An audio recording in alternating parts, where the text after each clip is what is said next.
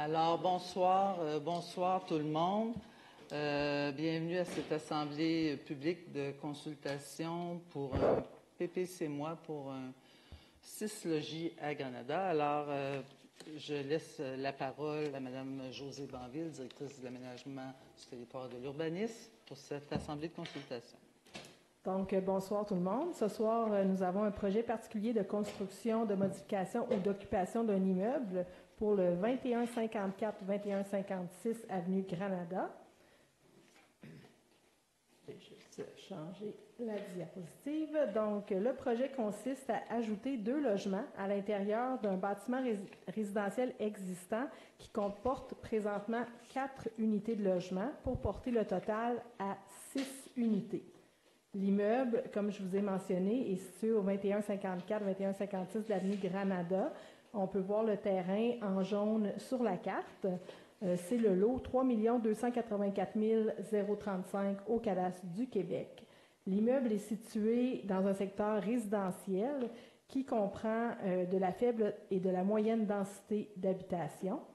Et il fait partie de la zone 60-82 au plan de zonage. Donc, vous voyez ici à l'écran la zone 60-82, donc le long de l'avenue Granada, dans le secteur de l'avenue Rollin. Au niveau des éléments de non-conformité par rapport au projet, c'est le nombre total de logements à l'intérieur qui serait de 6, alors que le nombre maximal permis par la réglementation est de 4 unités. Toutes les autres normes du règlement sont respectées. Toute autre modification non conforme ferait en sorte qu'ils ne sont pas incluses dans cette demande-là, devront faire l'objet de dérogations mineures ou autres. Donc, avant 2022, le bâtiment résidentiel comportait 2 logements. Le propriétaire a obtenu un premier permis de construction pour démolir le garage et agrandir le bâtiment principal pour ajouter 2 logements, ce qui a porté le total à 4. Maintenant, le projet consiste à ajouter 2 logements supplémentaires pour porter le total à 6. Donc, vous avez ici le garage à démolir qui est affiché à l'écran, les travaux de rénovation qui sont en cours présentement pour l'aménagement des 4 logements qui étaient déjà autorisés. Et en fait, c'est que dans la partie qui est du garage annexé, cette partie-là va être transformée en logement. Donc, c'est là qu'ils vont être localisés au niveau du rez-de-chaussée les 2 logements additionnels. Donc, au total, dans l'immeuble, il y aura 6 logements de 4 pièces et demie chacun. Au niveau de l'aménagement du terrain, il va y avoir des améliorations apportées à la propriété. Donc, il va y avoir de l'aménagement végétalisé dans les cours et marges avant, à l'exception des aires de stationnement, des entrées charretières, des allées véhiculaires, des trottoirs pour accéder aux entrées du bâtiment et une bande de 1,8 m le long de la ligne de l'eau arrière du côté ouest. Et également, le propriétaire s'engage à planter et à maintenir 6 arbres en cours avant. Donc, on voit en vert foncé toute la partie d'espace vert additionnel qui sera aménagée et les petits ronds en vert plus pâle sont les arbres là, qui vont être plantés, là, pas nécessairement spécifiquement à cet endroit-là, mais ils doivent être localisés dans la cour avant. Au niveau, quand on a un règlement sur les PPC-moi, on doit s'assurer de la conformité au niveau du plan d'urbanisme. Donc, au niveau du plan d'urbanisme, il y a la conformité. Le terrain est situé à l'intérieur d'une affectation urbaine milieu de vie, secteur périphérique. Donc, on voit ici en noir le terrain, la zone visée qui était tantôt, en tout cas la zone visée et l'affectation qui se retrouve en jaune. Au niveau de la grille des usages qui sont associés à l'affectation, on voit ici que dans le secteur périphérique, si on voit en encadré rouge, c'est que ça permet la faible et la moyenne densité de logements résidentiels. Donc, quand on porte à 6 logements, on continue d'être dans l'habitation de moyenne densité. Également, le secteur où se trouve la propriété fait partie d'un cœur de quartier au niveau de Granada où il y a un concept d'organisation spatiale. Donc, c'est un lieu central à l'intérieur d'un quartier qui est aménagé à l'échelle humaine et où on souhaite favoriser la densité résidentielle autour de points regroupant des commerces et des services de proximité, ainsi que des espaces publics attractifs. Donc, le fait d'ajouter des logements, on va dans le même sens que le concept d'aménagement souhaité. Le PPC-MOI est analysé en fonction de différents critères. Donc, l'analyse des différents critères, on doit d'abord valider la compatibilité avec le milieu d'insertion. Donc, on ajoute 2 logements aux 4 existants, ce qui fait en sorte qu'on va en avoir 6, mais on demeure toujours dans une vocation résidentielle de moyenne densité.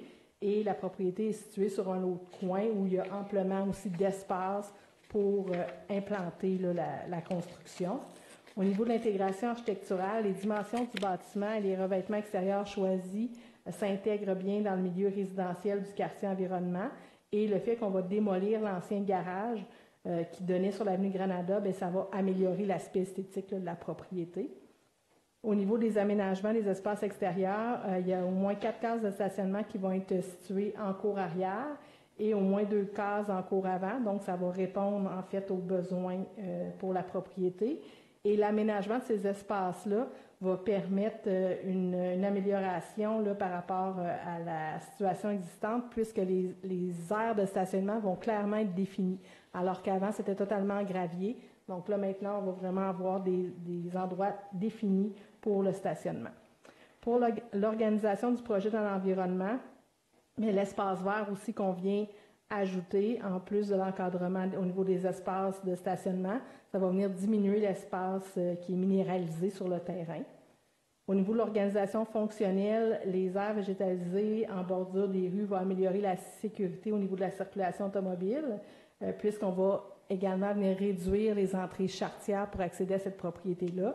Donc, ça va faire moins de points de conflit au niveau des entrées et sorties des véhicules. Et le fait qu'on mette l'espace vert aussi, ça crée un effet atténuant. Au niveau des composantes socio-culturelles, ça ne s'appliquait pas vraiment à ces critères-là. Au niveau du développement local et régional, ça va permettre bien sûr l'ajout de 2 logements dans le quartier. Donc, tout ajout de logement, ça vient aider à la problématique là, de pénurie là, de logements dans le secteur. Et ce secteur-là s'y prêtait. Au niveau de la faisabilité du projet, le projet peut se réaliser à court terme. Donc, le conseil municipal est d'avis que le projet 2021-54, situé au 2154 et 2156 de l'avenue Granada, respecte les objectifs et critères du règlement sur les PPC-MOI et autoriserait alors le projet d'aménagement de total de 6 logements dans le bâtiment résidentiel. Par contre, il y a des conditions qui sont imposées, notamment la démolition du garage annexé qui se trouvait présentement à la résidence, celui qu'on voyait sur la photo, l'ancien garage, l'utilisation des mêmes matériaux de revêtement extérieur actuellement présents sur le bâtiment principal et pour les parties agrandies pour une fin d'uniformité. Également, l'aménagement des secteurs végétalisés en cours et marge avant, à l'exception des aires de stationnement, des entrées charretières, des trottoirs, des allées d'accès pour accéder au bâtiment, ainsi que la bande de 1,8 m le long de la ligne arrière du côté ouest. Et finalement, la plantation et le maintien de 6 arbres en cours avant. Au niveau du processus du règlement, d'abord, il y a eu l'adoption d'un premier projet de résolution le 24 mai dernier. Par la suite, il y a eu l'avis public de consultation incluant l'affichage sur la propriété.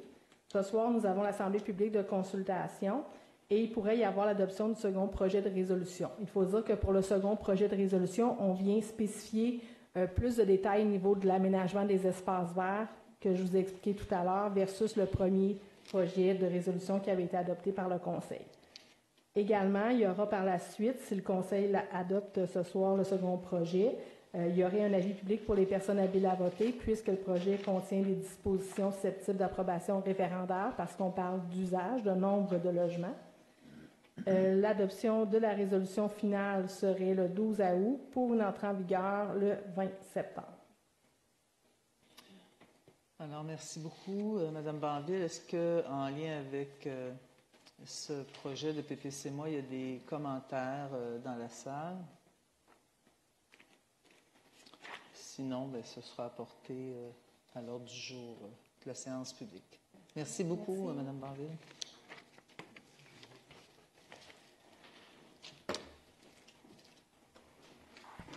Donc, il est 20h05, donc on peut débuter la séance régulière.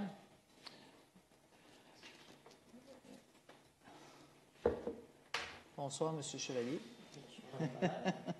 Alors, au niveau de l'adoption de l'ordre du jour, c'est un ordre du jour quand même chargé. Oui, quelques points à ajouter ce soir. Donc, suite à l'Assemblée de consultation, en 5.2.2, le second projet de résolution pour la présentation que vous venez tout juste d'avoir.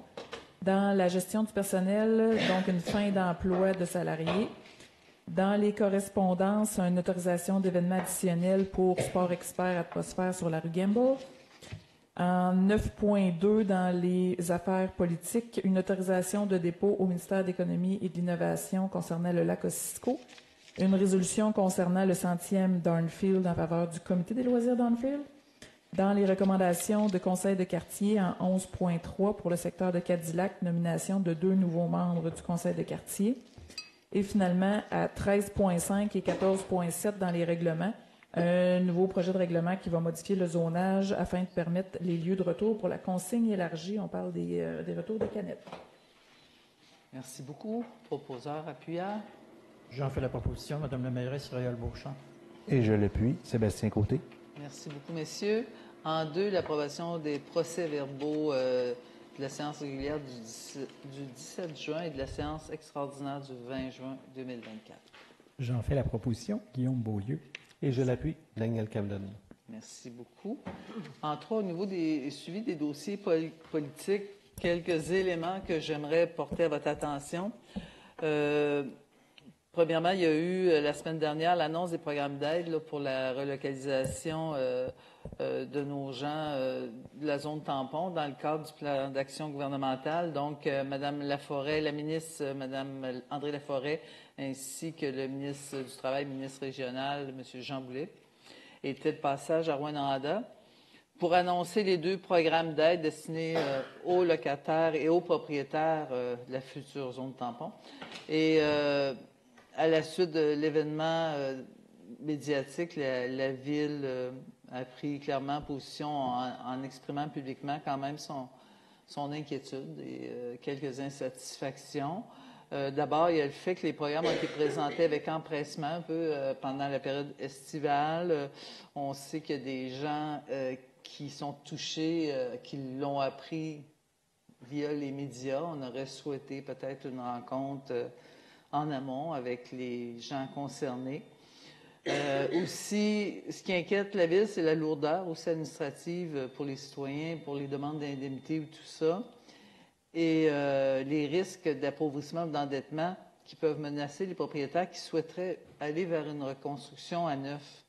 Alors, bon, il est clair que les programmes, maintenant que tout est disponible, sont analysés aussi par nos équipes, et on va aussi tenir des rencontres avec les citoyens qui sont touchés par la relocalisation. Mais dans le fond, ce qu'il faut retenir, c'est que nous avons demandé à la ministre, puis on l'a entendu aussi en conférence de presse, dire que l'accompagnement des gens, c'est un incontournable et que nos gens doivent être accompagnés, que nos gens ne doivent pas s'appauvrir. Alors, ce sont les lignes qu'on va tenir. Ensuite, il y a un sondage qui a débuté le 2 juillet dernier, une démarche de consultation sur le logement qui a été lancée par la Ville. Donc, toutes les personnes préoccupées par la crise du logement ou à la recherche de logement, les propriétaires d'immeubles à logement, les employeurs, vous êtes tous invités à répondre à l'un des 3 questionnaires qui se trouvent à partir du site web de la Ville. Puis les réponses obtenues vont permettre de mieux cerner exactement, mieux préciser le problème de manque de logement à Rouyn-Noranda. Et parce qu'on n'avait pas de portrait clair, alors, excusez, j'ai perdu mon écran. Donc, on n'avait pas de portrait clair et c'est ce qu'on souhaite avoir pour mieux préciser nos actions aussi. C'est toujours en continu, mais c'est dans ce sens-là. Alors, j'invite tous les gens à compléter le sondage. Bon. En ce qui a trait au centre municipal, donc les projets qui ont été retenus par le gouvernement dans le cadre du programme PAFIR, programme d'aide financière aux infrastructures récréatives, sportives et de plein air, ça a été dévoilé la semaine dernière, puis malheureusement, aucun montant n'a été accordé au projet de centre municipal à Rouyn-Noranda. Alors, c'est une grande déception. On était choqués par la nouvelle. étant donné vraiment la carence majeure au niveau des plateaux sportifs qui a été démontrée à plusieurs reprises, et d'autres refus aussi par le passé. Alors, donc là, on a eu la nouvelle, il y a des rencontres avec nos partenaires, avec les gens d'affaires aussi qui s'impliquaient aussi au niveau du financement pour la partie du milieu, la contribution du milieu. Alors, on va rencontrer nos partenaires, puis on va tenter de faire progresser le dossier, puis on va revenir avec d'autres éléments, mais clairement, on est très déçus de cette décision-là. Je laisserai la parole à Mme Sylvie Turgeon qui était à l'inauguration des Jeux aquatiques à Nico Eagle samedi dernier. Merci de votre présence, Mme Turgeon. Alors, c'est vraiment un beau projet qui semble faire déjà des heureux. Alors, je vous laisse quelques mots là-dessus. Oui, effectivement, Madame la mairesse. Samedi passé se tenait l'inauguration des Jeux d'eau à la plage Kiwanis du lac Noranda. Des fois, on mélange les deux, mais c'est bien ça. Alors, oui, il y avait plus d'une centaine de personnes, mais surtout des enfants qui ont apprécié. C'est arrivé samedi. Et depuis l'ouverture, on voit que c'est vrai que la chaleur a aidé au cours des 3 derniers jours, mais je pense qu'on fait le bonheur de beaucoup d'enfants à Rouyn-Noranda, puis je pense que c'est un besoin, puis que je suis vraiment très fière de cette infrastructure-là qui répond à un besoin vraiment. On le voit, là, par les jours qui courent. Et si jamais le lac, un jour, n'est pas bon, bien, au moins, on a les jeux d'eau. On se rappelle aussi que c'est très bon pour l'environnement. Hein, c'est de l'eau qui circule. Fait que ça aussi, ça l'a fasciné. Les gens nous en ont parlé. Ils ont été très, très surpris de voir que c'était pas de l'eau. C'était toujours la même eau qui circulait avec les produits. Fait que ça l'a quand même surpris plusieurs. Ce qui est important aussi de retenir, c'est qu'on peut encore... C'est en plein centre-ville. Quand on est à l'intérieur du site, on se croirait en campagne, dans le bois, dans la forêt, puis pourtant dans le noyau central de Rouyn-Noranda. Donc, très, très, très intéressant. Et encore une fois, je vais le rappeler parce que c'est important, le transport en commun peut conduire toutes les familles, les enfants à cet endroit-là. Ils ont juste à marcher un petit coin de rue et ils vont pouvoir s'y rendre facilement. Alors, bravo. Puis je veux aussi remercier les équipes parce que vraiment, c'était un vrai beau travail, une belle conception. Ils ont fait ça de main de maître. Là, tout était bien pensé. Alors, félicitations à tous ceux qui ont participé à l'élaboration de ce projet-là. Merci. Merci beaucoup, Mme Turgeon. Il faut vraiment dire que ce projet aussi a été réalisé grâce à la grande contribution financière d'Anico Eagle. Absolument. Nico Eagle, puis on a le club Kiwanis aussi qui est toujours présent dans nos sentiers, qui est là. On espère qu'ils vont continuer, puis que ça va se poursuivre de mettre ce beau dans ce coin-là. Voilà. On avait déjà des chiffres sur l'achalandage de dimanche. On parle de 700 personnes. Un succès, oui. Alors, ça fait du bien, des bonnes nouvelles. Je vais finir par une autre belle nouvelle, tiens. Alors, juste pour vous dire qu'il y a eu un article dans le journal Le Devoir, un article élogieux à l'égard de Rouyn-Noranda. Ça a paru mercredi dernier. Alors, il est signé par la comédienne, improvisatrice et autrice Salomé Corbeau, qui était de passage dans notre coin de pays à l'occasion du Festival d'humour émergent. Et elle parle dans son article de la vitalité culturelle, elle énumère des endroits qui font la fierté de Rouyn-Noranda, le Théâtre du Cuivre. Ça, c'est un texte, en tout cas, qui fait beaucoup de bien, puis qui nous rappelle toute la richesse et la beauté de notre belle ville douce rebelle. Alors, je vous invite à lire l'article du Devoir. Maintenant, nous en sommes rendus aux demandes des citoyens. Si vous êtes présent dans la salle et que vous avez une demande à adresser à la Ville, bien, je vous invite à vous présenter, vous nommer votre adresse, et puis c'est un maximum de 5 minutes, c'est ça, 5 minutes par personne. Alors, est-ce qu'il y a des gens qui souhaitent s'adresser au Conseil?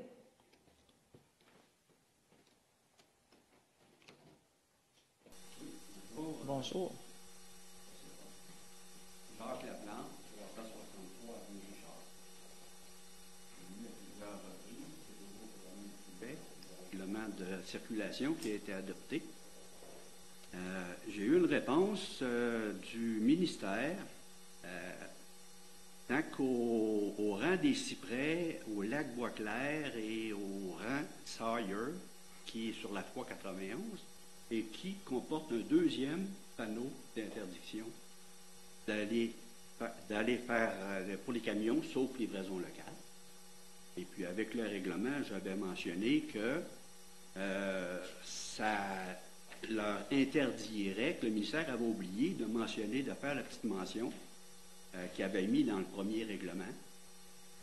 Là, en théorie, je ne pense pas que c'est ça que vous vouliez faire, mais sur le règlement, ça interdit aux gens d'aller faire la livraison sur la rue Sawyer quand ils arrivent sur la route 391, parce qu'on a annulé le principe des zones contiguës. Et puis, s'il y avait eu cette petite phrase-là, toutefois, une livraison locale dans cette zone est permise, là, il pourrait y aller. Mais, en tout cas, de toute façon, c'est pas un bon règlement parce que c'est très problématique. Ça fait que je voulais venir souligner ça, là, que j'ai eu cette réponse-là. Et puis, cette chose-là se reproduit aussi. Même moi, sur la rue Richard, sur la rue Railing, il y a un deuxième panneau. Quelqu'un qui arrive de la rue Larivière, à l'intersection de la rue Université, il y a un premier panneau qui interdit la livraison locale. Puis quand il arrive sur Monchaux, c'est un panneau qui a été oublié probablement, là. Mais avec le règlement, c'est interdit. C'est interdit d'aller faire la livraison. Je ne pense pas que c'est ça que vous vouliez faire. Je ne pense pas que c'est ça que vous vouliez faire. Là, le ministère m'a répondu, moi j'avais eu comme réponse que si je n'étais pas satisfait avec les choses, d'aller voir le ministère, d'en discuter. Là, le ministère, quand j'en discute, eux autres, ils me disent, cette situation relève d'une décision de la Ville pour laquelle le ministère n'a pas à s'ingérer puisqu'il ne contrevient pas à la loi. On me donnait comme réponse, quand j'ai dit que c'est interdit, ils ont accepté ça, que c'est interdit avec le règlement d'aller sur la rue Sawyer quand on vient de Rouyn-Noranda. Mais on dit, la livraison n'est pas interdite parce qu'ils peuvent passer par la route 101, faire 40 km au lieu de 20 km. Qui d'abord va le dire au chauffeur qui ne rencontre pas le règlement? Et puis, quel chauffeur va faire 40 km dans ce jeu-là? En tout cas, je voulais juste vous souligner ça, puis je vais probablement revenir avec d'autres choses. Parce que tant que le Rouyn-Noranda, ici, avec une voie de contournement, tant qu'on n'interdira pas tout le trafic de transit, parce que là, on permet au trafic de 5 essieux et moins de venir transiter en ville, mais tant qu'on ne l'interdira pas, moi, je vais faire ces choses-là, parce qu'une voie de contournement, c'est fait pour ça. Ça ajoute de la sécurité parce que les véhicules de transit, ils n'ont pas d'affaire à venir en ville et il faut les contrôler. Mais là, avec le règlement, on n'est pas capable de les contrôler parce que la seule place qui est interdite pour les 5 essieux, c'est au niveau des viaducs, 400 mètres, on ne peut pas poigner personne. Fait que les gens locaux sont pénalisés, ils ne vont pas, mais les gens qui viennent de l'extérieur, ils partent. Fait que c'est nous autres, finalement, comme citoyens, qui payent pour ça, les coûts environnementaux, parce qu'on Martin Roy, IGA, quand ils vont faire la livraison au IGA de l'autre côté, Morneau, quand il va faire de la livraison chez RP, 2 fois par jour, c'est obligé de faire le tour de la voie de contournement, produit des gaz à effet de serre. Pas important.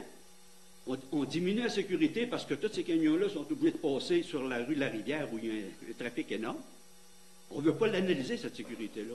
On n'a pas ajouté de la sécurité, là, on a diminué de la sécurité. Et en plus, ça coûte plus cher pour tous les citoyens. C'est ça que je voulais dire. Je vais continuer mes représentations. Pouvez-vous juste me dire, M. Laplante, c'est à quel endroit vous dites qu'on a oublié un panneau? Tu l'as noté? Richard. OK. Et puis, j'ai mentionné aujourd'hui dans le courriel qu'il n'y a pas de panneau sur la rue Murdoch. C'est pas surprenant qu'il y ait des camions qui tournent sur la rue Murdoch, peut-être. Peut-être des gens qui ne connaissent pas la place, en tout cas. Et suite à votre courriel, là, j'ai transmis l'information pour que Sur la rue l'évaluation soit Saint-Maurice effectuée. non plus, il n'y en a pas. Des fois, on voit passer, même j'ai vu passer un citerne, je sortais de chez Renault, il sortait de la... Pas quelle rue, là, de là-bas, là, mais pas surprenant. Mais merci pour vos commentaires, M. Laplante. Ça va? OK. Est-ce que d'autres citoyens ont des points à apporter qui ne sont pas à l'ordre du jour? Oui, c'est vrai. OK, je l'ai vu. On l'a-tu, la... Ça, je savais, mais la réponse, là, je la relise. Je ne l'ai pas imprimé, désolé, madame. D'accord. Mais je m'en souviens pas mal par cœur, mais en tout cas, c'est qu'on a reçu une question aussi par écrit d'un citoyen, M. Dominique Desmarais, qui demande au Conseil, M. Desmarais, qui demeure au 58-82 Avenue Larivière, qui demande, avec tous les accidents qu'on voit sur la route 117 régulièrement entre Rouen et Val-d'Or, pourquoi il n'y a pas de bande vibrante, rugueuse sur la ligne jaune, comme on voit ailleurs au Québec et en Ontario, sur la route principale. Puis après tout, ce qu'il dit, c'est la transcanadienne. Je sais que ça ne réglera pas tous les accidents, mais si ça peut aider à éviter seulement un face-à-face, je crois qu'on pourrait dire mission accomplie. Je veux vous remercier, M. Desmarais, de votre question. On l'a transmise au ministère des Transports, au MTQ, pour savoir ce qu'on nous a répondu, c'est que moi j'ai compris que c'était quelque chose qu'on analysait, mais là, je n'avais pas le délai, je ne savais pas. Il n'y a pas de délai qui a été effectivement confirmé par le ministère. Par contre, là, on pourrait diriger le citoyen, je pourrais communiquer avec lui pour le diriger vers le ministère pour pouvoir obtenir les différentes informations pertinentes. Oui, parce que ça ne relève pas de nous, mais du ministère des Transports, mais on trouvait la question très pertinente, on l'a adressée. Mais vous pouvez aussi vous adresser, M. Desmarais, directement au ministère, mais on a adressé votre questionnement. On va juste questionner les délais. C'était notre questionnement aussi. Donc, est-ce qu'il y a d'autres questions dans la salle? Sinon, nous y allons avec les dérogations mineures et les PPC-moi, Mme Carignan. Oui. Donc, je vais avec la première demande au 456 de l'avenue Richard, présenté par 9332-8888 Québec Inc. Un avis favorable du CCU relativement à la localisation des blocs de béton non architecturaux de style Jersey. J'en fais la proposition. On peut peut-être les avis favorables. Là, ils ont pas été mis ensemble. Okay, parfait. Oui, ils sont ensemble. Okay. Oui. De 1 à 3, oui. La suivante, le 54 14e rue, présenté par Mme Thérèse Bluteau et M. Pierre Pilon. Un avis favorable du CCU relativement à la reconstruction du patio. Et la suivante, le 9900 rang des Ponts, présenté par la ferme Mignot Bio SENC. Un avis favorable du CCU relativement à la construction de bâtiments accessoires. Donc, les trois avis favorables, j'en fais la proposition. Est-ce qu'il y a des commentaires dans la salle pour ces trois premières dérogations? Sinon? Je l'appuie. Sébastien Côté. Tout le monde est en accord. Merci. Oui. La suivante, au 95 Avenue des Îles, présentée par Mme Isabelle Aubé et M. Martin Hamelin. Un avis conditionnel favorable du CCU relativement à la construction du bâtiment accessoire garage. Est-ce qu'il y a des commentaires dans la salle en lien avec cette dérogation? Cette demande? Oui, juste à venir au micro, monsieur, pour qu'on vous entende aussi. Pas de problème. Votre nom, c'est? Mon nom, c'est Robert Plante. Moi, je suis propriétaire au 91 des Îles, c'est-à-dire son voisin immédiat. Moi, j'ai vu un peu vite fait le plan de la dérogation, qu'est-ce que le monsieur demandait. Moi, qu'est-ce qui... on dirait ça, c'est un bon terme. Pas dire il me gosse, là, mais en tout cas, qu'est-ce qui me dérange, c'est que... je suis pas habitué à dedans. Puis c'est ça, parce que je voyais qu'à l'avant, il avait demandé comme... en mètre, ça donnait quelque chose, comme j'avais checké, 8 pieds et 3 de plus. Il venait coller son bâtiment, je pense, à 3 pieds de ma ligne. Je ne me trompe pas. Selon ce qui a été dit. Il y avait déjà un bâtiment, c'est-à-dire une remise qui est là, elle était comme égale avec ma maison. Puis après ça, son terrain est en pointe de tarte, si on veut. T'sais. Fait que là, son garage, je vais le mettre en avant là, mais moi, il y a une autre question que je me demandais. C'est un terrain avant. Ça doit à comment de bâtiment en réalité? Ça compte-tu un terrain avant? S'il est flush à ma maison, puis là, ça compte pas? Ou... Je sais pas comment ça fonctionne. C'est sûr que. Mais c'est pour le. Moi, le gros de mon problème, c'est que. C'est le bâtiment qui est avancé de 8 pieds, que lui, il demande un 8 pieds de plus, puis moi, je veux m'objecter à ça, parce que si lui, il bâtit ça 8 pieds de plus en avant, ben moi, je suis comme plus reculé, puis là, il va me zipper toute ma vue, puis moi, je suis comme plus dans le fond. C'est un peu ça qui me dérange. Le gars ne me dérange pas, là, c'est pas... non, je comprends. Pas pour faire du trouble. Là, non, je comprends tout à fait. Ben, nous, avec l'information reçue, puis les membres du CCU peuvent le confirmer, mais on avait compris que les voisins, tu sais, qu'il n'y avait pas de problématique. Non, que les voisins étaient d'accord, mais Fait que s'il y mais a ils une n'avaient pas été problématique, consultés, par exemple. hein? Le monsieur n'avait pas consulté ses voisins, mais il disait que dans une demande antérieure, il n'y avait pas eu de problème. Mais ça sera validé. Et je veux juste ajouter au monsieur que dans les cours avant, c'est pas permis. C'est pour ça qu'il est en dérogation. Parce qu'à cause de la forme de son terrain, OK, c'est à cause de la forme du il terrain. avance dans la bande latérale avant. Donc, le pourquoi d'une demande de dérogation, c'est parce qu'il ne peut pas se conformer comme tel.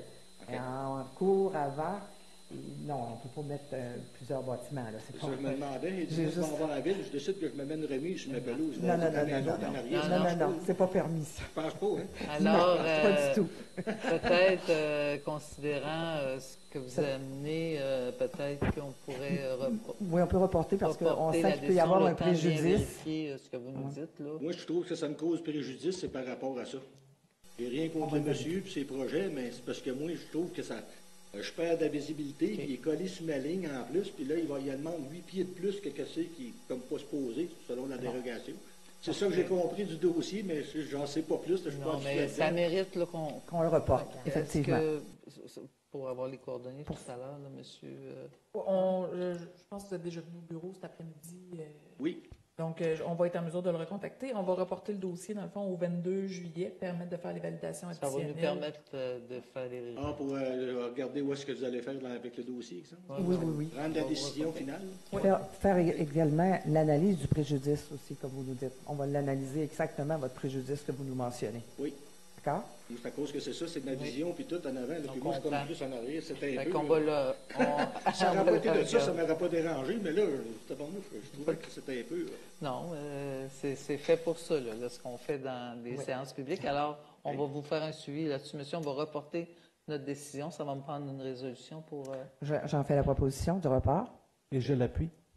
Et là, un coup c'est fait, ma petite crise, faut-tu que je signe à quelque part comme de quoi je suis... Non, vous avez signé. C'est correct, on va vous contacter. Si on avait juste des crises comme ça serait facile. Comme vous dites, ça va être...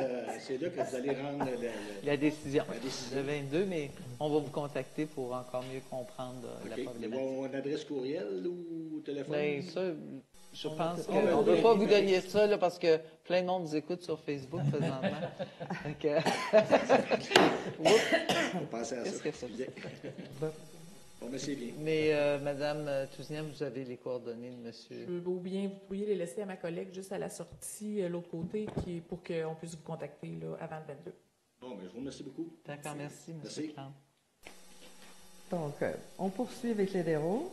On est rendu au 141 de la rue Beaumont, présenté par M. Claude Lauzon. Un avis conditionnel favorable du CCU relativement à la construction d'un bâtiment accessoire garage. Est-ce qu'il y a des commentaires dans la salle? J'en fais la proposition. Et je l'appuie. Merci. La suivante, au 10 avenue de l'Église, présentée par M. Claude Lacerte. Un avis conditionnel favorable du CCU relativement à la construction d'un bâtiment accessoire garage. Est-ce qu'il y a des commentaires dans la salle? J'en fais donc la proposition. Et je l'appuie. La suivante, pour le lot 5 573 561, rang du Vieux Pont, présenté par Mme Kim Jason Vigneault. Un avis défavorable du CCU relativement à la construction d'un bâtiment principal de type yurte. L'item avait déjà été reporté le 10 et le 17. Est-ce qu'il y a des commentaires dans la salle? Bonjour. Bonsoir, Kim. Bonsoir. J'en connais quelques-uns ici dans la salle, mais pas tout le monde. Mon nom est Kim Jason Vigneault. Puis, je suis ici ce soir parce que j'essaie de trouver une solution depuis 3 ans. Et puis, je suis dans le désespoir parce que j'ai bâti une yourte en 2018 avec des permis de Mathieu Coutier. Et puis, l'idée de Denis Lafond de bâtir un spa nordique au centre-ville et à McWaters. Mais il est arrivé plein de péripéties depuis 2016. Et puis là, je suis pris avec cette yourte. Puis j'essaie de trouver une solution. Puis peu importe ce que je fais, je tombe dans la non-conformité. Donc, je suis de bonne foi. J'essaie fort. J'ai vraiment besoin de votre aide parce que je suis vraiment pas dans les lois urbanistes, moi, dans la vie, et puis je le sais pas. Puis moi, ce soir, dans le fond, j'ai rencontré Marc-André et puis Massy pour tomber en dérogation parce que le revêtement extérieur d'une yourte, c'est une toile. Tout ça pour tomber, à ma grande surprise, que finalement, pour avoir deux logements, ben, je ne pouvais pas être au niveau commercial récréatif. Mais si je fais juste un logement, ben, je ne peux pas avoir, avec la yourte, je ne peux pas avoir de panneaux électriques. Si je ne peux pas avoir de panneaux électriques, je ne peux pas avoir de champ d'épuration. Puis là, j'essaie juste d'être conforme dans toutes les façons. Puis là, ça ne marche pas. Juste pour ma compréhension, est-ce que j'entends que vous auriez été prêt à poursuivre un projet commercial de tourisme avec la yourte? Ça fonctionnait pas? Je veux juste une solution. S'il faut que je mette de la tôle ou du bois à place de la toile, je vais Parce le faire. que le problème que j'ai compris, moi, c'était qu'on voulait l'utiliser comme résidence principale. Ça, la réglementation permet pour saisonniers, touristiques, mais pas dans le cas d'une résidence principale. Fait que s'il y a d'autres, si la solution est autre qu'une résidence principale, si vous êtes ouverte à ça ou... J'aimerais ça. J'ai besoin d'aide, là, parce que là ça fait comme 4 ingénieurs sceptiques que je contacte. Ça fait 2 ans que j'attends. Ça fait 75 000 de location que je perds. J'ai investi pour la plateforme pour la déménager. Je perds un autre terrain à cause de ça. Tu sais, c'est comme là, à toutes les années, je fais de l'arpentage, je fais ci. Puis la yourte, là, je sais plus. Et là, puis on veut l'utiliser. C'est ça. Puis tu sais, moi, me rembarquer après une pandémie dans un projet touristique, après avoir perdu presque $1 million, puis tous les sinistres que j'ai vécus, tu sais, je suis pas sûre. Surtout quand le parc Aiguebelle me fait compétition avec nos taxes, qu'on se lève tous les jours, qu'on va travailler, puis qui bâtissent des yourtes avec des subventions que moi, j'aurais jamais le droit. Tu sais, j'aimerais ça, soit faire plus de logements, parce que je trouve ça triste, la crise du logement en ce moment, mais en même temps, avoir juste la yourte, ben, je réussis pas à avoir un panneau électrique ou qu'il faut que je plug le bioniste. Fait que j'essaie juste de trouver une solution. Fait que la solution, c'était de tomber en dérogation, comme Massy m'avait expliqué. Puis j'aurais fait un logement en bas puis un logement en haut. Mais si j'ai pas le droit de faire ça, je vais faire tout un logement ou n'importe quoi. Je veux juste trouver une solution d'être bien à nouveau à mes quarters. Mais là, je tombe dans tout. Mais je comprends. Est-ce que, peut-être, je me suis mal exprimée. Moi, j'ai compris que c'était la réglementation, les yourtes, c'est permis, dans le cas, puis les permis que vous aviez eus, c'était pour un projet touristique, un beau projet commercial, puis ça c'est correct. En tout cas, je ne veux pas dire de fausseté. Ça, c'est autorisé. Mais comme résidence principale, ça, c'est pas permis. Fait que c'est pour ça que je dis, s'il y a d'autres, si vous parlez de d'autres solutions que ça, là, c'est, en tout cas, je ne sais pas si les gens du CCU, si j'ai bien compris. Peut-être, Sébastien? Tu avais quand même fait des recherches, Diane, de regarder que ça pourrait peut-être être permis, mais il faut peut-être donner le temps de voir notre réglementation au niveau municipal aussi, puis de revoir l'orientation que la Ville voudrait prendre peut-être pour comme type de logement principal, tout ça, mais ça ne se bâtit pas en une journée. Il faut le regarder, puis la solution n'est pas immédiate, mais votre projet paraît intéressant. Mais il va y avoir beaucoup de travail à faire et de regarder. Je ne veux pas vous décourager, mais si c'est comme bâtiment principal pour l'instant, c'est comme dans un vide. Présentement, réglementaire. c'est pas permis présentement comme résidence principale, mais pour un projet touristique, pour un projet commercial, pour un projet, une résidence saisonnière, je me trompe-tu, ça? En tout cas. Si c'est pas permanent, oui, il y a certaines zones qui s'est permis qu'on puisse faire de l'hébergement touristique, l'hébergement temporaire avec le mur. Mais actuellement, on n'a pas de règlement qui vient encadrer vraiment ce type de demande que vous avez fait là. Donc, votre demande en soi est défavorable parce qu'on c'est pas encadré. Il faut vraiment prendre le temps de regarder si d'autres demandes peuvent venir comme ça, qu'on soit outillé pour le faire. Mais actuellement, on ne peut pas le permettre parce qu'on n'a pas ça dans nos règlements. Oui, puis je comprends que c'est un projet très farfelu, très complexe, parce qu'il n'y en a pas d'autres. Je tombe dans la catégorie un petit peu de mi-maison ou de choses qu'on n'a jamais vues auparavant. Mais là, j'aimerais vraiment bien faire les choses, puis ça arrête de me coûter de l'argent, parce que je veux vraiment être conforme, mais j'y arrive pas. Mais présentement, un projet touristique, ça serait conforme, Kim? Oui, sauf Mais que, c'est d'utiliser comme résidence principale, ça ne l'est pas. sauf que là, je fais un projet touristique, j'ai pas droit au logement en bas. Si j'ai pas une cave en bas, je peux pas avoir de panneaux électriques. OK. Fait que Bon, c'est là, ça, il y a un puis bout je que je suis sais pris, pas, là, là. puis je Ça peux- serait peut-être à reconfirmer, là, parce que Oui. ça dépend sur quel terrain aussi. Tu sais, des fois, si c'est sur un terrain qui est tout seul comme bâtisse, il y avait plein de choses à revoir peut-être au niveau de Est-ce qu'on pourrait, l'urbanisme, là, puis de peut-être réévaluer ton dossier. avant de, là, de avant de- voter ça, là, Oui. Oh, Oui, oui. j'aimerais vraiment ça. J'ai besoin de toutes vos Oui, têtes, oui. parce que moi, j'y arrive pas. mais Kim, en tout cas, je ne sais pas ce que vous en pensez, mais là, tu sais, vérifier, là, moi, je ne suis pas la spécialiste. On a des gens, on pourrait faire un autre tour de roue, peut-être un autre tour de roue, puis revenir.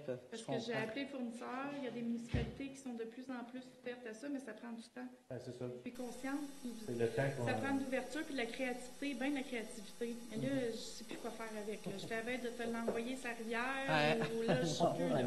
Là. Non, je comprends, mais Kim, on va faire un autre tour de roue, puis on va te recontacter pour mieux comprendre l'histoire du branchement électrique. Là, je sais pas Tu ça. sais, ça n'a jamais été clair non plus, puis c'est ça qui m'a mis dans la confusion, parce que moi, ça a été ma résidence permanente, parce que Mathieu m'a dit, mais que tu ouvres ton spa, ben on va tout transformer ça commercial, puis ça n'a jamais vu le jour à cause des sinistres, à cause de la COVID, puis diviser le terrain, puis tomber en dérogation.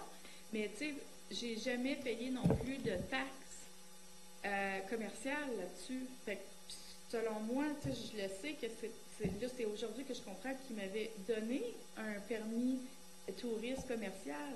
Mais j'ai jamais payé de taxes commerciales là-dessus depuis 2016. Dites-les pas. Hein, moi, sérieusement, je suis honnête dans ma vie. Fait que là, je comprends pas parce que tout ça est dit.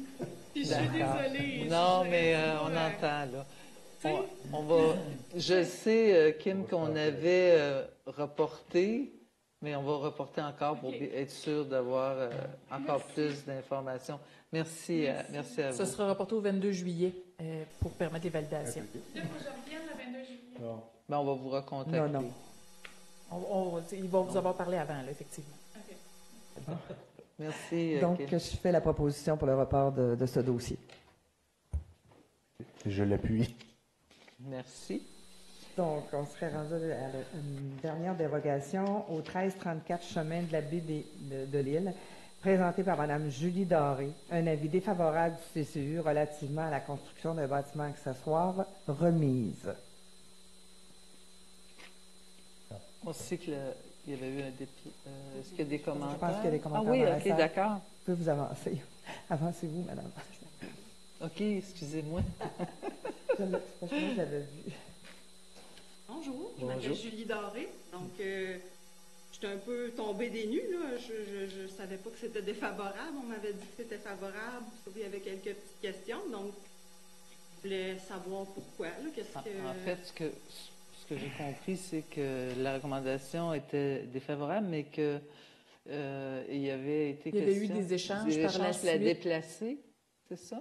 Ben, ça fait 2 mois qu'on échange des courriels. Donc, oui, il y a eu plein de courriels, un peu comme madame ici. Puis je rajouterais, Mme Doré, ça a été défavorable, mais le CCU s'est penché là-dessus il y a peut-être 2 semaines ou 2 semaines ou 1 mois. Puis là, depuis ce temps-là, vous avez fourni d'autres informations qui vont amener c'est pour permettre, c'est parce que Mme Doré, normalement, c'était défavorable, mais toutes les discussions, puis là, c'était pour trouver une solution pour que ça devienne favorable. Là. C'est que dans le fond, moi, c'est ce que j'ai compris de toute la démarche. Peut-être qu'il y a eu des allers et des retours, mais c'était dans le but de trouver une solution. Parce que votre demande initiale, c'était d'être à 3 pieds. Oui, c'est ça. Puis vous avez fait une contre-proposition, là, considérant, entre autres, l'aménagement de la rue versus la hauteur de votre terrain. Puis vous avez parlé de 6 pieds. Par la suite, faisant en sorte que ça serait beaucoup moins risqué au niveau des opérations de déneigement de la ville et le conseil municipal serait favorable là, à 6 pieds de la limite de propriété avant de vous permettre la construction de votre bâtiment accessoire, votre remise. OK. Donc, plus ça implique quoi? C'est qu'il y a un autre, c'est remis à un autre? Non, nous, on va moi, le je vais faire. faire la On le fait tout de proposition suite, avec les nouvelles... avec les nouvelles informations qu'on a eues tout à l'heure. Pour nous, c'était favorable. Là. Le conseil était d'accord. Donc, en déplaçant, là, comme vous l'aviez suggéré, là, à 6 pieds. Et j'en fais la proposition avec le déplacement avec les éléments présentés à 6 pieds. Je fais la proposition favorable. Et je l'appuie. Et tout le monde est en accord. Alors, c'est réglé. Merci, Mme Doré. Donc, on y va avec les projets de PPC-, des projets particuliers de construction, de modification ou d'occupation d'un immeuble. La première, c'est une adoption de la résolution concernant la construction d'un deuxième bâtiment principal servant d'entrepôt commercial et industriel en arrière-lot au 1400 de la rue Saguenay. Je fais les deux, une après l'autre, oui. Le second PPC-, projet particulier de construction, modification ou occupation d'un immeuble, c'est pour aménager un 6 logements au total dans l'immeuble situé au 2154-2156 de l'avenue Granada. Et j'en fais la proposition. Oui, ce qu'on a vu en début de soirée. En début de séance. Et je l'appuie. Tout le monde est en accord? Donc, c'est réglé. Merci beaucoup, Mme Carignan. Monsieur Chevalier. Oui, Mme Dallaire. Donc, la liste du personnel engagé, cette semaine, on parle de 23 ressources qui sont tous des occasionnels ou des réservistes, essentiellement du côté de l'équipe de parc et équipement pour la saison estivale et également dans l'équipe de sport et loisirs ou aussi aux travaux publics.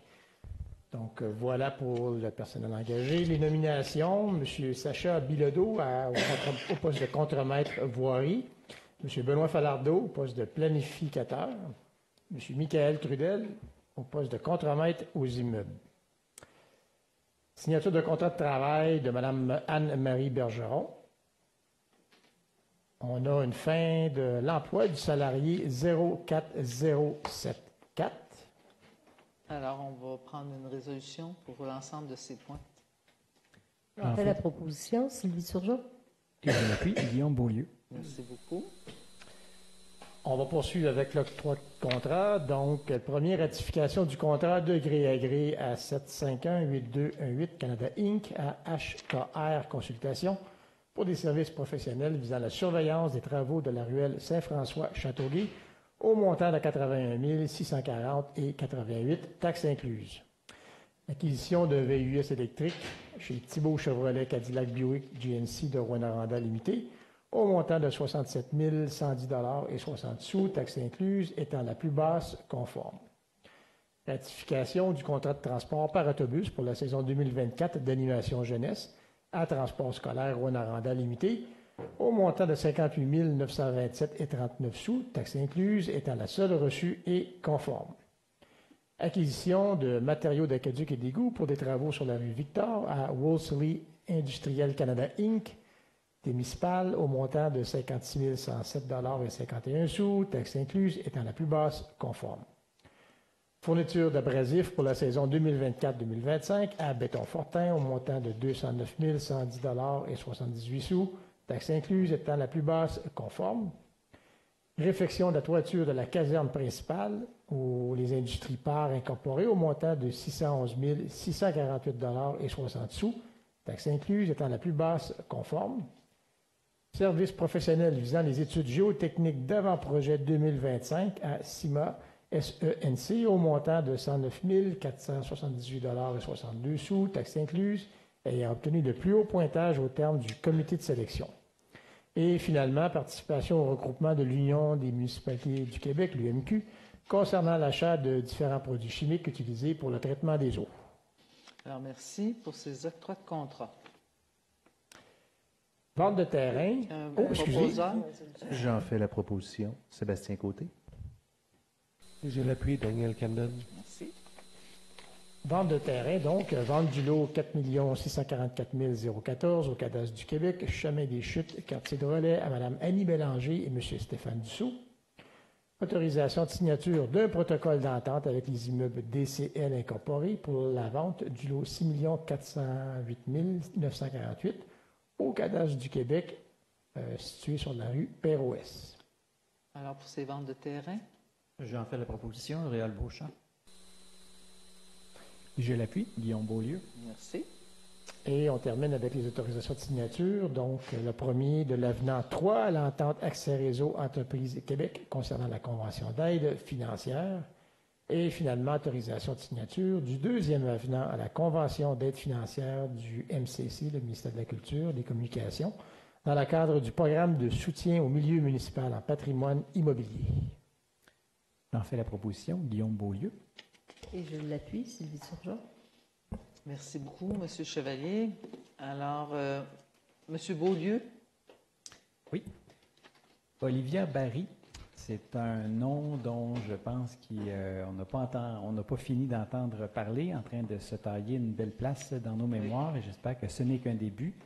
Une Rouyn-Norandienne qui, en cyclisme, s'est taillé une place pour réussir à représenter le Canada aux prochains Jeux olympiques, alors 27 juillet et 4 août, aux Jeux olympiques à Paris. On devra surveiller bien attentivement. Je crois qu'il y aura beaucoup de gens de la région qui vont être sur le bout de leur siège à regarder. Alors, il y a pas longtemps, ça avait été annoncé, ça va donc être à surveiller. Alors, sous peu, il faudra surveiller. En fait, on espère faire quelque chose justement à l'ampleur de ce que mérite Mme Barry pour tous ses efforts, elle qui vient de Rouyn-Noranda et nous représente si bien. Alors, et en même temps, un clin d'œil, c'est du cyclisme féminin. Il y a quelques années à peine, on n'en avait que pour le cyclisme masculin. Alors, au niveau mondial, c'est des éléments qui commencent à monter et ça fait partie des échanges de plus en plus de voir à s'intéresser aussi bien au cyclisme féminin, élite, que masculin. Alors, voilà un élément qui va dans la bonne direction. Félicitations vraiment fortement et chaleureusement à Olivia Barry et on lui souhaite la meilleure des chances. Absolument. Merci, M. Beaulieu, de souligner l'exploit exceptionnel réalisé et à venir de Mme Barry. Puis, le Conseil est déjà à prévoir de façon plus officielle une reconnaissance. Ce sera annoncé en temps et lieu. Alors, merci beaucoup. Au niveau de la correspondance, donc, on a quelques demandes d'autorisation d'événements. Dans un premier temps, un tournoi de balle des Angels des Vins, les 16-18 août prochains. Donc, toujours autoriser la vente d'alcool, les permis nécessaires, les mesures de sécurité sont en place et tout ça. Il y a aussi un mariage dans la salle communautaire de Cloutier. Stéphanie Lafrenière-Lefebvre et Frédéric qui, les 24 et 25 août, ont réservé la salle communautaire de Cloutier, puis aussi le terrain pour stationner des roulottes. Alors, encore là, d'autoriser la location, sous réserve, bien sûr, de tous les permis nécessaires pour la consommation d'alcool et la sécurité. Ensuite, on a Monsieur Beauchamp pour le prochain. J'ai pas les dates. Oui, concernant le FME, le Festival de musique émergente, donc que soit autorisé la tenue du festival organisé par Collectif 08 pour la 22e édition tout de même du Festival de musique émergente en Abitibi-Témiscamingue, qui va se dérouler du 22 août au 6 septembre. Ça inclut les périodes de montage et démontage. Le festival comme tel, c'est le long week-end du 29 août au 1er septembre. Donc, on autorise la fermeture temporaire de la 7e rue entre Carter et le Club de l'Âge d'Or. Il y a aussi une section le menant à la Guinguette qui ne sera pas accessible pour un autre lieu de festival, un autre site. Que soit également autorisée la fermeture de l'avenue Murdoch à l'intersection de la 7e. Bon, que les mesures de sécurité soient mises en place, que les permis de consommation d'alcool soit autorisé. Donc, un événement pour lequel on est familier, donc évidemment, je suis heureux d'en faire la proposition. D'accord. Je pense qu'on va les prendre en bloc, M. Beauchamp. Mme Carignan. Oui. Donc, on les prendra en bloc. Vous en ferez la proposition. Bon, la prochaine demande, c'est une autorisation qui est demandée par la boutique Elena Art de Vivre pour la tournée Pop-Up on the Wheel le 29 août 2024, de 16h à 20h, devant la boutique, dans les espaces de stationnement. Elle demande l'autorisation de vente de produits à l'extérieur sur la voie publique et sur le site des activités, en autant que les organisateurs détiennent les permis nécessaires, dont les assurances responsabilité civile est nécessaire et applicable à ce genre d'événement. J'en fais donc la proposition. Il manque Il y en a un autre. Il y en a un autre. Il en manque un? Ah, OK. J'en avais un autre qui est Ah oui, excusez. dans notre C'est quartier vrai. centre encore. On a rajouté. Donc, dans notre quartier centre, une demande faite par la boutique Sport Atmosphère, Sport Expert Atmosphère, d'avoir une journée supplémentaire lors de la fermeture de la rue Gamble dans le cadre de la rue piétonne, d'avoir le mercredi pour être capable d'installer leur chapiteau devant leur boutique. Donc, ça serait pour la date du 17 juillet 2024 qu'à cette occasion, toutes les mesures de sécurité nécessaires et applicables à ce genre d'événement soient prises et selon les directives émises par le directeur de la sécurité publique ainsi que de la Sûreté du Québec. Est-ce que je peux en faire la proposition? Oui, enfin. On y arrive. Et je l'appuie. Tout le monde est en accord. En 8.2, on a 2 demandes de la Commission municipale du Québec pour des reconnaissances de fin d'exemption de taxes foncières. Donc, on souhaite l'opinion du Conseil pour la soupape Maison des Jeunes pour ses activités au 49 de l'avenue Mercier et aussi pour le pilier pour ses activités au 50-52 de la rue Perrault-Ouest. Donc, la Ville ne donne pas d'opinion, laisse la commission municipale prendre sa décision. Tout le monde est d'accord? Prendre une proposition? Oui. Un proposeur, oui. J'en fais la proposition. Sébastien Côté. Et je l'appuie, Claudette Carnian. Merci. Au niveau des affaires politiques, M. Beauchamp, on a le programme de soutien au projet culturel. Oui, tout à fait. Deuxième appel de projet, une somme de 26 400 $ qui a été accordée. Donc, quelques projets. Un premier de l'Agora des Arts qui s'appelle 72 heures. 4 artistes mis en incubateur là, qui ont un mandat sur 72 heures de préparer une prestation à l'Agora des Arts. Un festival afro-festival de Rouen-Noranda qui se tourne vers la culture africaine, sensibiliser à ces diverses cultures, des performances de toutes sortes, en musique, en danse, des ateliers, etc.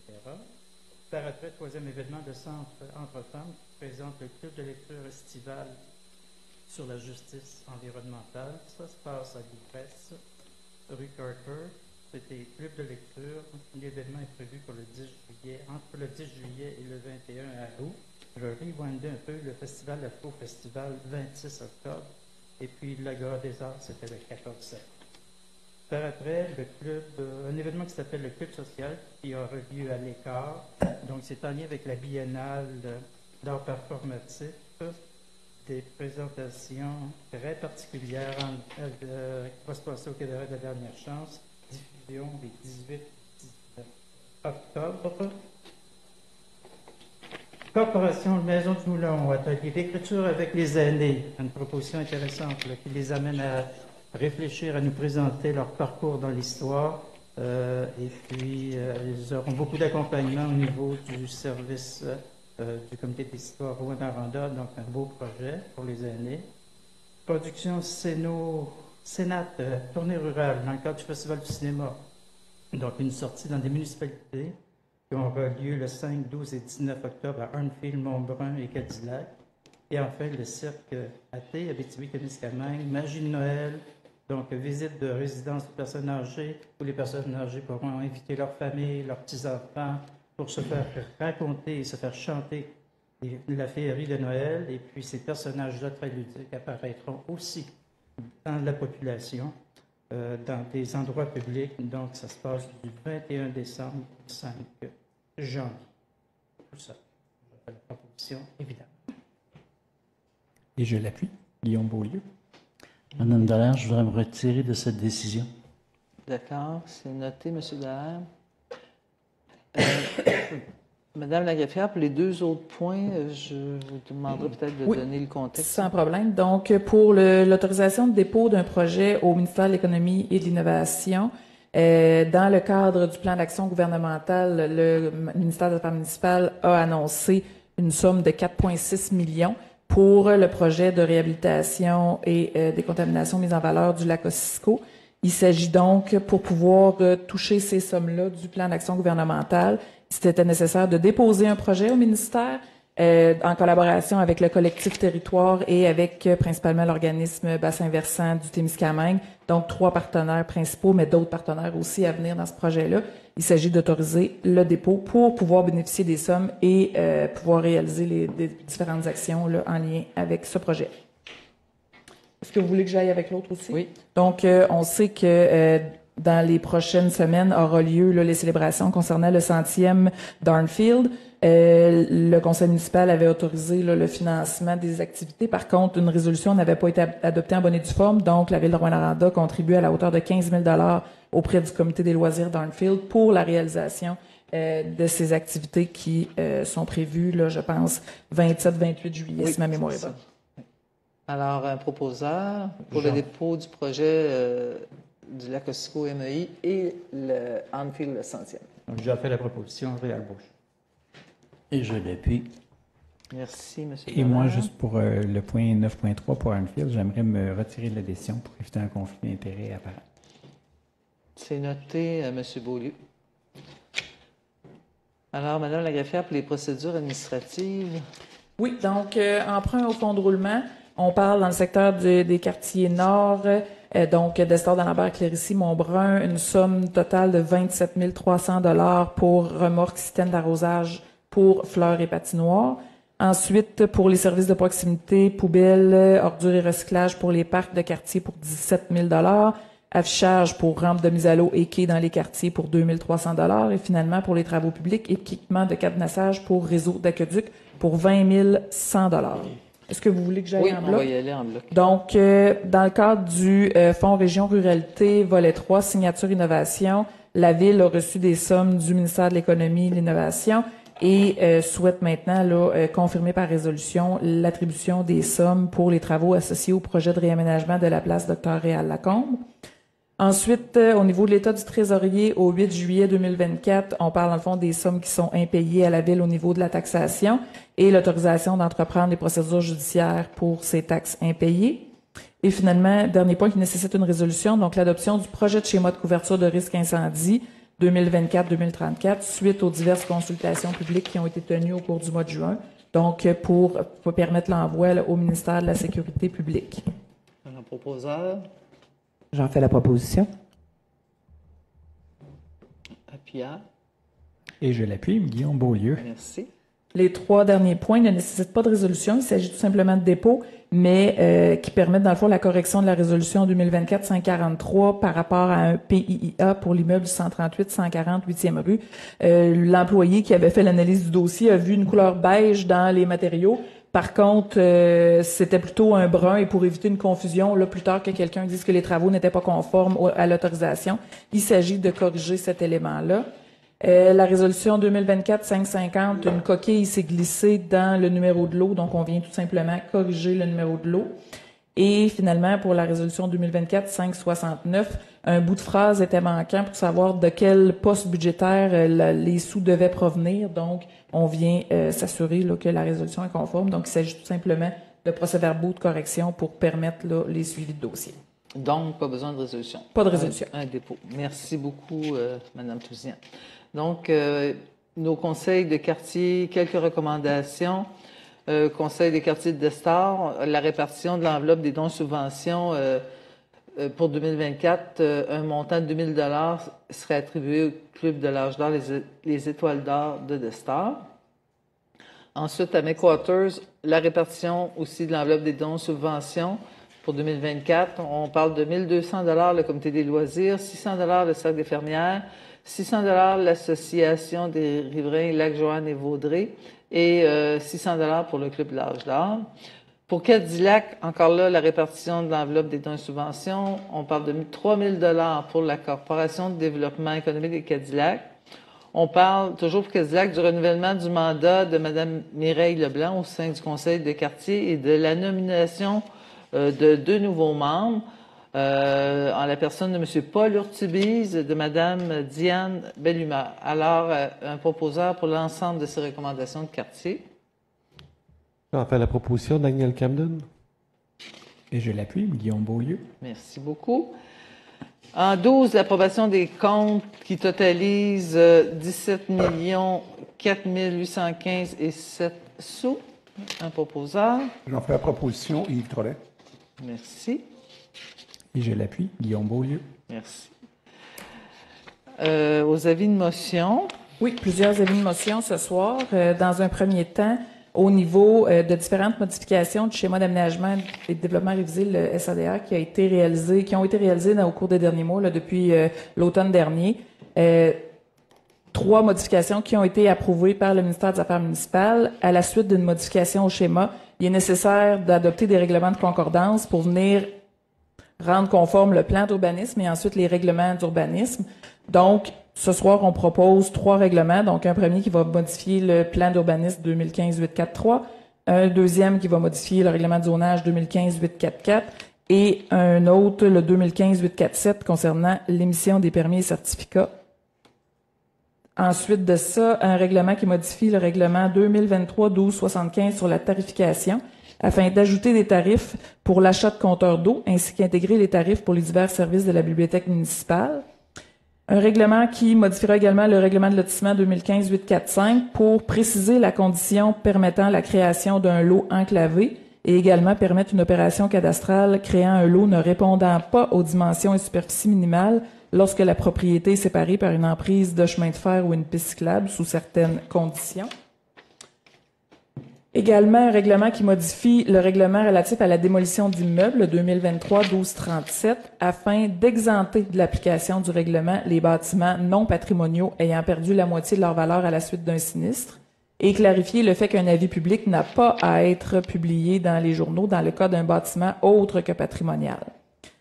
Finalement, en 13.5, règlement modifiant le zonage 2015-844 pour ajouter un point de retour et un point de retour en vrac tel que défini par le règlement visant l'élaboration, la mise en œuvre et le soutien financier d'un système de consigne de certains contenants. C'est une loi provinciale. Donc, ces usages-là faisant partie de la classe d'usage commerce de vente au détail, ajouter le centre de retour tel que défini par le même règlement aux usages faisant partie de la classe d'usage commerce à impact majeur et ajout d'un article norme d'implantation particulière au bâtiment accessoire d'un système de consigne. Avis de motion, s'il vous plaît. Je fais l'avis de motion. Suivi sur temps. Ensuite, donc, dans les règlements, l'adoption du règlement 2024-1314 qui modifie le règlement concernant le programme Rénovation Québec 2023-1259 afin de modifier le territoire d'application du secteur du Vieux-Noranda. Il s'agissait là, de retirer le secteur de la future zone tampon. L'adoption du règlement 2024-1315 qui modifie le règlement 2023-1238 sur la circulation concernant les véhicules récréatifs stationnés sur rue. Ensuite, en lien avec les avis de motion qui ont été donnés précédemment, donc les 3 règlements de concordance suite aux modifications du schéma pour le plan d'urbanisme, pour le règlement de zonage et pour le règlement sur l'émission des permis et certificats, le règlement de tarification pour les services de la bibliothèque, le règlement de lotissement pour les lots enclavés et les propriétés séparées par l'emprise de chemin de fer ou piste cyclable, le règlement sur la démolition d'immeubles et également le projet de règlement sur le modifiant le zonage pour permettre les lieux de retour pour la consigne élargie. Merci. Donc, proposeur appuyeur pour ces règlements. J'en fais la proposition, Claudette Carniat. Et je l'appuie, Louis Dallaire. Merci beaucoup, M. Dallaire. Alors, ça met fin à la séance. Est-ce que les journalistes souhaitent adresser des questions publiquement? Sinon, bien, la levée de la séance. Je fais la proposition, Sylvie Surgeon. Et je l'appuie, Claudette Carniat. Merci. Donc, pour les gens à la maison, la prochaine séance se tiendra le 22 juillet prochain. Alors, bonne fin de soirée tout le monde. Merci d'être là.